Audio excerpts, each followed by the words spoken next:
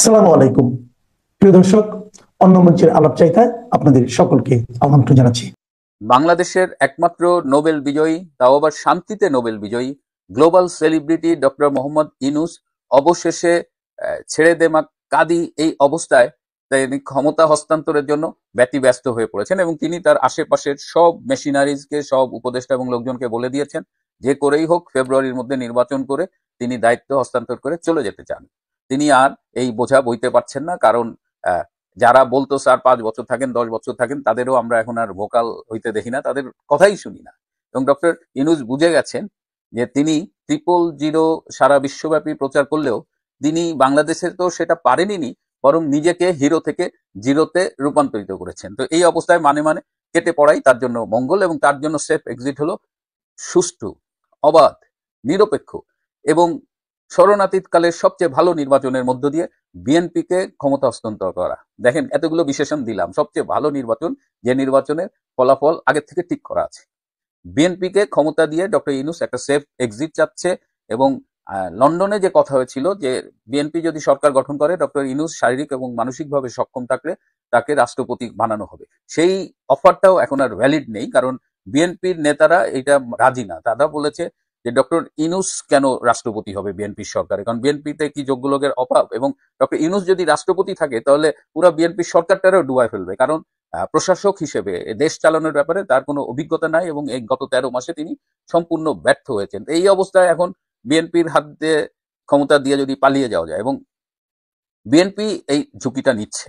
এখন একটা নির্বাচনের প্ল্যান করা হচ্ছে যেখানে আওয়ামী লীগকে নেওয়া হবে না। আওয়ামী লীগ বাদে জাতীয় পার্টি, তার 2-3টা ফ্র্যাকশন আছে, ছোট ছোট পার্টি আছে, জামাত, এনসিপি আছে। এখন জামাত কি নির্বাচনে আসবে কিনা এটা হলো বিষয়, কারণ জামাত এই 3-4 দিন আগে তাদের শুরা পরিষদের বৈঠকে ডিসিশন নিছে যে 2টা শর্ত পূরণ না হলে তারা নির্বাচনে আসবে না। সেই 2টো শর্ত কি কি? একটা হলো যে জুলাই সনদকে সংবিধানের উপরে স্থান দিতে হবে এবং পিআর পদ্ধতিতে নির্বাচন হইতে হবে, না হলে তারা ইলেকশনে যাবে না। কিন্তু পরে জামাত দেখছে যে তারা যদি নির্বাচনে না যায়, তাদের হিসাব ছিল জামাত এনসিপি নির্বাচনে না গেলে বিএনপি কার সাথে নির্বাচন করবে, ওই নির্বাচন গ্রহণযোগ্যতা পাবে না, আওয়ামী লীগ তো আগে থেকেই নাই।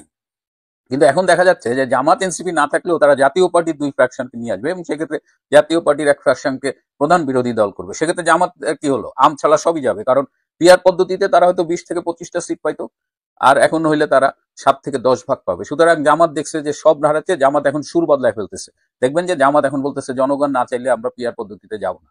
তো জামাত নির্বাচনে আসতেছে, এটা নিশ্চিত থাকেন। এরপরে এনসিপির বাড়াবাড়িতেও মানে অসহ্য পর্যায়ে চলে গিয়েছিল।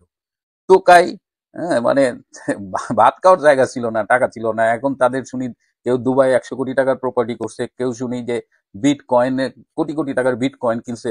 তো এইসব টোকাইরা এনসিপি করে ধরাকে সরা জ্ঞান কথা শুরু করলো, এবং তারা আওয়ামী লীগের সাথে সাথে বিএনপিকেও রাজনীতি থেকে ভ্যানিশ করে দেবে। সেই 1 2 3 4 বলে তারেক ভাইয়ার নামে কি সব স্লোগান, অনেক মানে যাতা অবস্থা আর কি। সেই এনসিপি এখন বাস্তবতা বুঝছে যে তারা ইউনূসের প্রশাসন, সেনাবাহিনী, এই সব কিছুর প্রভাবে সারা দেশ ঘুরে কোনো আলোড়ন তুলতে পারেনি, বরং গোপালগঞ্জে তারা এই আর্মির এপিসি ভ্যানে করে পালাই গেছে আর কি। তো এই জায়গায় এনসিপি এখন যেটা রিয়েলাইজ করছে যে তারা ওই বিএনপির কাছে ভিক্ষা চাইতেছে আর কি। 5-6টা চাইবে, 2-3টা যা পায় এটাই তাদের জন্য লাভ। তারা এখন আর ওই স্বপ্ন দেখে না যে কিংস পার্টি হিসেবে তারা সরকার গঠন করবে, নাহিদ মিয়া প্রধানমন্ত্রী হবে, এইসব আজোরা স্বপ্ন আর তারা দেখে না। এখন এনসিপি 2 দিন আগেও বলছে তারা নির্বাচনে যাবে না, ফেব্রুয়ারিতে নির্বাচন হতে দেবে না, তারা ক্যান্টনমেন্ট গুড়িয়ে দেবে, ডিজিএফ এর অফিস ঘুরিয়ে দেবে। এই এনসিপির হাসনাত, সার্জিস, তাদের ফেসবুক স্ট্যাটাস, বক্তৃতা, এগুলো চালায় আমরা টিকতে পারতাম না। কিন্তু এখন হঠাৎ দেখেন যে জোকের মুখে লবণ পড়লে যা হয়, এনসিপি একদম পোতায় গেছে এবং এনসিপি কে কেউ গোনায় ধরে না, বাংলার ভোটাররা তো ধরে না, বিএনপিও তাদের গোনে না। বিএনপি হয়তো 1-2টা সিট তাদের দিতে পারে, যে ছোট মানুষের পার্টি। তো এই অবস্থা হলো রাজনীতিতে এখন নির্বাচনের হচ্ছে। এখন আওয়ামী লীগ কিন্তু বলে দিয়েছে ডক্টর ইউনূসের অধীনে তারা নির্বাচন করবে না। তো আওয়ামী লীগের এই স্ট্যান্ডটা, এটা ফার্ম স্ট্যান্ড এবং এটা তাদের দলীয় অবস্থান। সো এই জায়গা থেকে এখন যদি আওয়ামী লীগ বাদ দিয়ে কেউ নির্বাচন করে, আওয়ামী লীগ কি করবে এটা কিন্তু আওয়ামী লীগ এখনো বলেনি। সুতরাং আওয়ামী লীগ ভীতি, আওয়ামী লীগ জুজু, এটা কিন্তু সবার মধ্যে কাজ করতেছে। এই বিএনপি বলেন, ইউনূস বলেন, জামাত বলেন, এনসিপি তো ওদের তো এখনো মানে ওদের তো এখনো দাঁতই ওঠে নাই। তো ওরা রাজনীতিতে কি বুঝবে? তো আওয়ামী লীগের এই যে নীরবতা, অপেক্ষা, কৌশল প্রকাশ না করা, এগুলো নিয়ে আরো একটা মানে রাজনীতিতে একটা ধোঁয়াশা তৈরি হচ্ছে এবং সবাই এক ধরনের আতঙ্কের মধ্যে আছে। এর মধ্যেও পদ্মার আড়ালে তো অনেক খেলাই চলছে। আমেরিকার প্রতিনিধিরা আওয়ামী লীগের সাথে যোগাযোগ করছে, ভারতের একটা স্টেক আছে, চায়না রাশিয়ার একটা স্টেক আছে। এগুলো নিয়ে কথায় কি চলবে সেটা আমাদের দেখতে হবে, অপেক্ষা করতে হবে। কেউ কেউ বলছেন ফেব্রুয়ারি নয়, হয়তো ডিসেম্বরের মধ্যেই নির্বাচন হয়ে যাবে।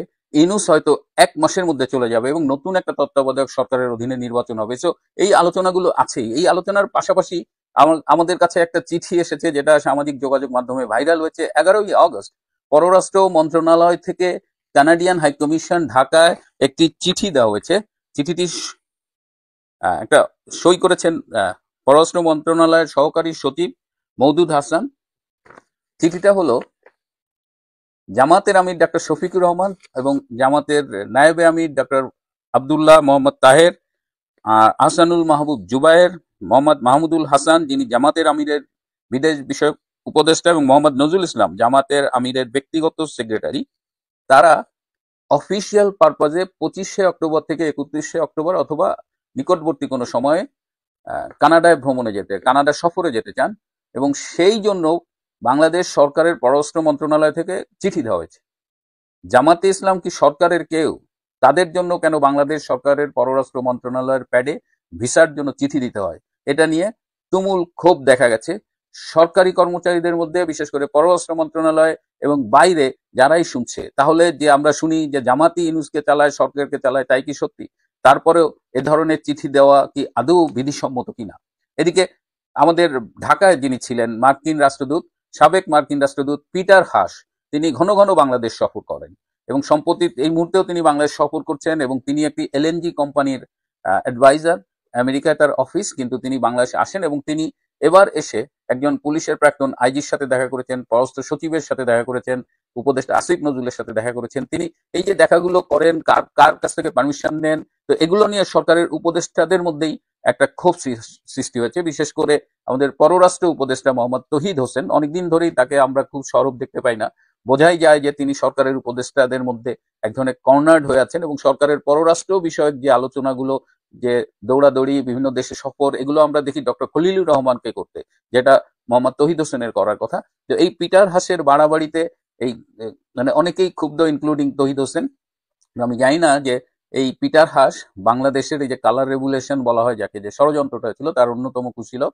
সে এসে বাংলাদেশে এখনো কিন্তু বাংলাদেশকে সে মানে ছাড়ছে না, বাংলাদেশের পেছনে লেগেই আছে, এবং বেশ কিছু আমেরিকান প্রতিনিধি দল নিয়মিত বাংলাদেশ সফর করছে। এবং এখন যেটা দেখা গেছে যে আমেরিকাও ইনক্লুসিভ ইলেকশনের কথা বলছে না, আর তাদের যেসব ইউরোপিয়ান ইউনিয়ন, জাতিসংঘের বাংলাদেশ অফিস, এরাও এখন আর ইনক্লুসিভ নির্বাচন বলছে না।